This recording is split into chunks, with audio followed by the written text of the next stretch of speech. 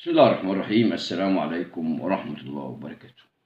قانون الإيجار القديم ومجلس دولة ومجلس مجلس شعب وحكم المحكمة الدستورية العليا وبلبلة في الشارع وسؤال في الشارع المصري إيه آخر أخبار القانون وهيتطبق إمتى ويصدر إمتى، في إنذارات عرض عملوها المستأجرين، الشقق اللي هي مقفولة اتفتحت هنعمل إيه، المحلات سعر متدني اللي اتعملت مخازن واللي مأجرها من الباطن واللي بيساوم الملك عشان يشتريها منه بسعر بخس.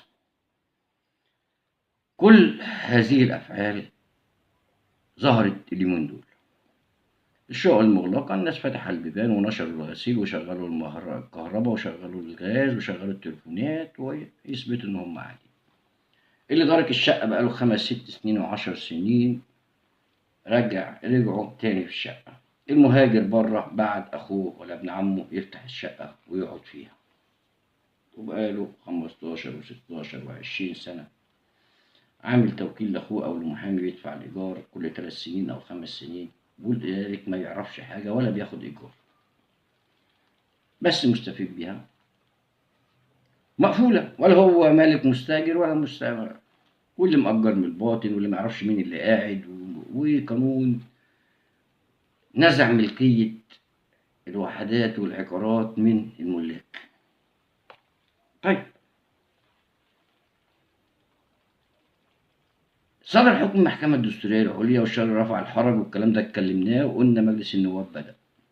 طيب الملاك من حقهم يتكلموا، هم المضرورين. انت مستأجر، انت منتفع مش مضرور، انت منتفع حاجة مش حقك.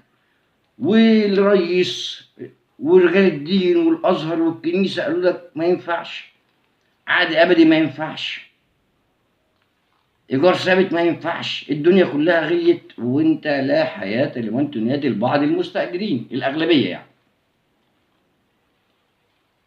فبدأ بعد الحكم مجلس النواب يشتغل والناس تتكلم، وهم يعملوا ايه؟ يعملوا تشويش وشوشرة بالاجتماعات والندوات وتقمص شخصيات الملاك وممثلينهم يتكلموا ده لا ده حق شرعي، ده احنا مواطنين، ده الوقت مش وقته، ده خطر على الامن والسلم الاجتماعي، ده على جثثنا، على وتشويش وبلبله في كل القنوات والندوات والاحزاب والنقابات ونقابه الصحفيين.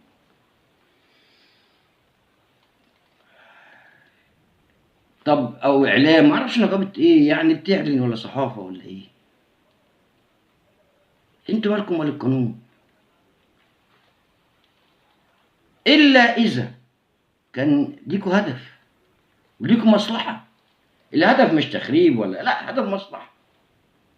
انتوا بقى شويه مستاجرين واخدين في اماكن، مأجرين اوقاف، فيلل بتراب الفلوس، مش بفلوس خالص، وشقق وفيلل ايجار قديم، وخايفين تمشوا منها وخايفين تطردوا منها، فتعملوا ايه بقى؟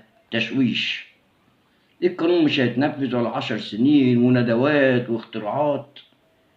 الملاك فاهمين الكلام ده وبيقولوا لكم كل الندوات والحوارات اللي بتعملوها اللي بيعملها المستأجرين الغرض منها التشويش على الحق، اللي بيساعد هذا التشويش بيساعد على انتشار الفساد والظلم. فأقول للملاك احترسوا من الندوات والأحزاب، ندوات الأحزاب، وتأكدوا واعرفوا انتوا رايحين فين. احنا كلنا عدينا 21 سنة، كل واحد يسأل عن ايه، إذا كنتم ملاك أصليين أو ورثة ملاك، فخلوا بالكم من الندوات. يتم الآن عمل تشويش وبلبلة لتعطيل مجلس النواب عن إصدار هذا القانون وإحداث فوضى في المحاكم، يعملون على ذلك، فخلوا بالكم.